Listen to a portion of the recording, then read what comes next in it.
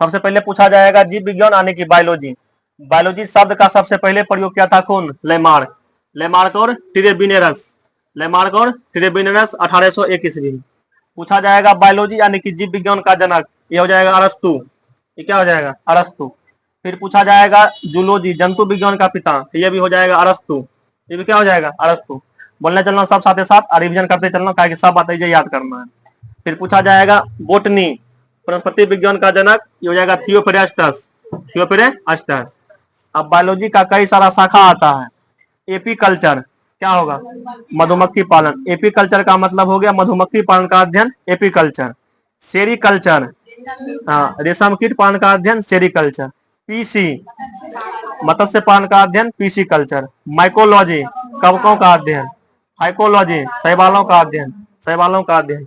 फिर आएगा anthology. Anthology देखो, एंथो और पोमो ये पहले आता है, तो पहले आता है गाछ में फूल, ये हुआ फूलों का अध्ययन, ये हुआ फलों का अध्ययन। एंथोलॉजी फूलों का अध्ययन, पोमोलॉजी फलों का अध्ययन। एंथोलॉजी फूलों का अध्ययन, पोमोलॉजी फलों का अध्ययन। उसके बाद है यहाँ से ऑर्निथोलॉजी। ऑर्निथोलॉजी देखो, आसे आसमान भी होता है, आसमान में उड़ता है पक्षी, तो ऑर्निथोलॉजी में पक्षियों का अध्ययन। पक्षियों का अध्ययन क्या होगा? ऑर्निथोलॉजी। इसमें हो जाएगा पक्षियों का अध्ययन। इकोथोलॉजी, मछलियों का अध्ययन, मछलियों का अध्ययन, इकोथोलॉजी। एंटो, एंटो मतलब कीटो, एंटोलॉजी का मतलब क्या हुआ? कीटों का अध्ययन, कीटों का अध्ययन। डेंड्रोलॉजी, डेंड्रो से याद रखना डंडा, डंडा लाने के लिए बसबिट्टी जाता है, बसबिट्टी में झाड़ी उड़ी भी रहता है, वृक्ष भी रहता है, तो वृक्ष और झाड़ियों का अध्ययन, वृक्ष और झाड़ियों का अध्ययन, डेंड्रोलॉजी। ऑफियोलॉजी, फॉफा मतलब कौन करता है? तो फॉफा सब करता है, तो सांपों का अध्ययन हो गया ऑफियोलॉजी। कहता है सारोलॉजी। सारोलॉजी का मतलब सार समझना, सार हमेशा छिपकल रहता है घर में, तो क्या हो जाएगा? सारोलॉजी में हो जाएगा छिपकली का अध्ययन, इसमें हो जाएगा छिपकली का अध्ययन, छिपकली का अध्ययन हो जाएगा सोरोलॉजी। सिल्वी कल्चर है, सिल्वी का मतलब सिल्ली समझना। सिल्ली मिलता है कहाँ से? वृक्ष से, जो वृक्ष में काष्ठ रहता है बेसी, जो मजबूत रहता है बेसी, इसमें क्या हो जाएगा? काष्ठ पेड़ों का अध्ययन या काष्ठ वृक्षों का अध्ययन, काष्ठीय वृक्षों का अध्ययन, ये हो जाएगा क्या कहते हैं? सिल्वी कल्चर। इसके अलावा और आता है ओंको। देखो ओंको, ओंको मतलब होता है कैंसर, ओंकोलॉजी में कैंसर का अध्ययन किया जाता है, ओंकोलॉजी में कैंसर का अध्ययन। हिमेटोलॉजी, हिमेटो देखो, हिम का मतलब होता है ठंडा, हिम का मतलब होता है ठंडा। आदमी का रक्त जो होता है वो ठंडा तभी पड़ता है जब बीमार रहता है। ऐसे आदमी ठीक ठाक है तो उसका रक्त हमेशा चलते रहेगा, रक्त गर्म रहता है। रक्त ठंडा हो गया तो कहीं ना कहीं उस बीमार पड़ गया, बीमार पड़ेगा जाएगा डॉक्टर के यहाँ। हिम मतलब क्या समझना? ठंडा, ठंडा पड़ा जाएगा डॉक्टर के यहाँ।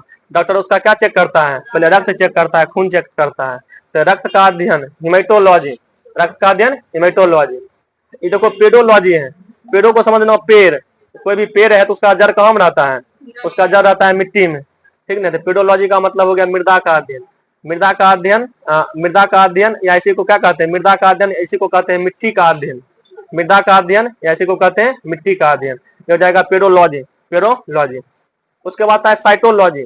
साइटो मतलब होता है सेल, सेल का मतलब कोशिका, तो कोशिका का अध्ययन क्या हो जाएगा? साइटोलॉजी, कोशिका का मतलब साइटोलॉजी। एक आता है इकोलॉजी, इकोलॉजी। देखो इकोलॉजी में क्या होता है कि पर्यावरण में जो सजीव है उसके बारे में अध्ययन किया जाता है, या पूछा जाएगा पर्यावरण का अध्ययन, ये हो जाता है इकोलॉजी, इकोलॉजी। बगल में कहीं इसको नोट कर लेना, इकोलॉजी, पर्यावरण का अध्ययन, इकोलॉजी। बस एक पॉइंट, कोशिका का अध्ययन, साइटोलॉजी। फिर पूछा जाएगा कि जीवन की मूलभूत इकाई, तो कोशिका, या जीवन की क्रियात्मक इकाई कोशिका, या जीवन की संरचनात्मक इकाई कोशिका। शरीर का निर्माण जो होता है कोशिका के मिलने से ही बनता है, कोशिका से बनता है उत्तक, उत्तक से अंग, अंग से अंगतंत्र, और बाद शरीर। यदि कोशिका डैमेज हो जाएगा तो उसका रचना भी नहीं होगा और न ही सही से काम कर पाएगा। तो जीवन की मूलभूत इकाई कोशिका, जीवन की क्रियात्मक इकाई कोशिका, जीवन की संरचनात्मक इकाई कोशिका। अब पूछा जाएगा कोशिका का खोज, तो रॉबर्ट हुक, रॉबर्ट हुक। तो कोशिका का खोज सबसे पहले रॉबर्ट हुक के द्वारा ये किया गया था 1665 ईस्वी में, 1665 ईस्वी में। और ये जो कोशिका का खोज किया गया था ये था मृत कोशिका, ठीक है। और बाद पूछा जाएगा कि कोशिका शब्द का सबसे पहले प्रयोग किसने किया? ये भी हो जाएगा रॉबर्ट हुक, रॉबर्ट हुक। फिर जाकर के पूछा जाएगा जीवित कोशिका का खोज, तो ल्यूवन हॉक, ल्यूवन हॉक ये किया था 1674 में, 1674 में ल्यूवन हॉक के द्वारा जीवित कोशिका का खोज किया गया था। फिर कोशिका के अंदर केंद्रक का खोज, तो रॉबर्ट ब्राउन, रॉबर्ट ब्राउन 1831। उसके बाद कोशिका के अंदर पानी वाला पदार्थ रहता है जिसको जीवद्रव कहा जाता है, तो जीवद्रव का खोज किया गया जेई पुरकिंजे के द्वारा 1839 ईस्वी में क्या कहते हैं कोशिका के अंदर जीवद्रव का खोज किया गया था, जेई पुरकिंजे। उसके बाद कोशिका का सिद्धांत ये दिया था एम स्लीडन और टी स्वान, ये दो दोस्त थे, दोनों मिलके 1838-39 के आसपास ये दोनों मिलकर सिद्धांत दिए थे, इसको कहा गया कोशिका का सिद्धांत। अब कोशिका के अंदर कई सारा अंग होता है जिसको कोशिकांग कहते हैं, जिसमें में सबसे महत्वपूर्ण अंग जो है वो होता है केंद्रक, जिसको न्यूक्लियस कहा जाता है। तो कोशिका के केंद्रक जो होता है सारा एक्टिविटी को वही कंट्रोल करता है। तो कोशिका का मास्टर ये कहा जाता है किसको? केंद्रक को। कोशिका का मास्टर केंद्रक को, कोशिका का मास्टर केंद्रक को। कोशिका का पावर हाउस माइटोकॉन्ड्रिया में ही श्वसन का काम होता है, उसको ऊर्जा मिलता है। तो कोशिका का पावर हाउस ये हो जाएगा माइटोकॉन्ड्रिया। उसके बाद कोशिका के अंदर एक और अंग आता है जिसका नाम है राइबोसोम, ये प्रोटीन बनाने का काम करता है। तो कोशिका का प्रोटीन फैक्ट्री ये हो जाएगा राइबोसोम, ये क्या हो जाएगा? राइबोसोम। उसके बाद कोशिका के अंदर एक और पदार्थ आता है, एक और क्या कहते हैं कोशिकांग होता है जिसका नाम है लाइसोसोम। एक प्रकार का जहरीला पदार्थ होता है जो जहरीला पदार्थ को खत्म करने का काम करता है, और ये थैली में रहता है। जब ये फटता है पूरा कोशिका को मार देता है, इसलिए इसको कहा जाता है आत्महत्या की थैली, इसी को कहा जाता है आत्मघाती थैली, इसको कहा जाता है सुसाइड बैग। आत्महत्या की थैली ये हो जाएगा लाइसोसोम, ये हो जाएगा लाइसोसोम। फिर पूछा जाएगा कोशिका का रसोई घर, तो हो जाएगा क्लोरोप्लास्ट या हरित लवक। ये केवल पाया जाता है पादप कोशिका में। ये क्लोरोप्लास्ट जो है ये केवल पादप कोशिका में ही पाया जाता है। इसी में पाया जाता है क्लोरोफिल की सहायता से प्रकाश पेड़ पौधा जो है अपना भोजन बनाता है, इसलिए इसको रसोई घर कहा जाता है। कोशिका का रसोई घर क्लोरोप्लास्ट हरित लवक, जो कि केवल पादप कोशिका में पाया जाता है।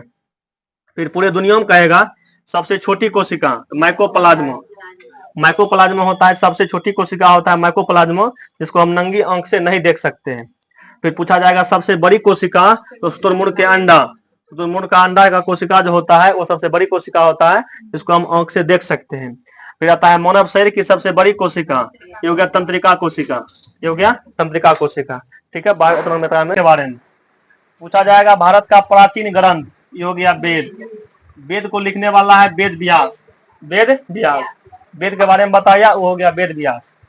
वेद की संख्या कितना है? 4। सबसे पुराना वेद ऋग वेद, सबसे नया वेद अथर्ववेद। तो वेदों की संख्या 4 है, ऋग वेद, यजुर्वेद, सामवेद, उसके बाद अथर्ववेद। वेद की संख्या 4 होगी। सबसे प्राचीन वेद कहेगा तो ऋग वेद में मंडल की संख्या 10 गो, और सूक्त की संख्या 1028, ऋचा की संख्या 10,462। फिर पूछा जाएगा कि ऋग वेद के किस मंडल में गायत्री मंत्र है? तीसरे मंडल, गायत्री मंत्र है तीसरे मंडल में। देवता सोम का वर्णन है 9वें मंडल में। चारों समाज, ब्राह्मण हो, क्षत्रिय हो, वैश्य हो, शूद्र हो, इसका वर्णन क्या कहते हैं? 10वें मंडल में। उसके बाद पूछा जाएगा कौन सा वेद गद और पद दोनों में है? यजुर्वेद। गद मतलब होता है कहानी के तरह, पद मतलब होता है कविता के तरह। तो गद और पद दोनों में है, तो ये हो जाएगा यजुर्वेद। ये क्या हो जाएगा? यजुर्वेद। फिर पूछा जाएगा कौन सा वेद है जिसको भारतीय संगीत का जनक कहा जाता है? तो सामवेद। इसमें इंटरटेनमेंट के बारे में, गीत संगीत के बारे में लिखा गया है, तो भारतीय संगीत का जनक जो है ये कहा जाता है सामवेद को। पूछा जाएगा सबसे नवीनतम वेद, नवीनतम मतलब नया, सबसे नवीनतम वेद ये हो जाता है अथर्ववेद। जादू टोना हो, वशीकरण मंत्र हो, भूत प्रेत वाला बात हो, सब इसी में चला आता है। वेद को सही से पढ़ने के लिए भी बनाया गया है वेदांग की संख्या 6 है। वेदांग के बाद वेदांग से और बढ़िया किताब बनाया पढ़ने के लिए, उसका नाम पड़ा पुराण की संख्या 18 है, जगह में सबसे प्राचीन पुराण जो है मत्स्य पुराण, सबसे प्राचीन पुराण है मत्स्य पुराण।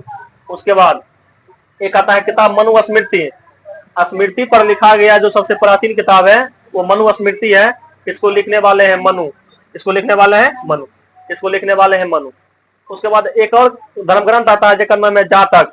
पूछा जाएगा जातक का संबंध जो है किससे है? तो महात्मा बुद्ध से, या बुद्ध से संबंधित या बौद्ध धर्म से संबंधित।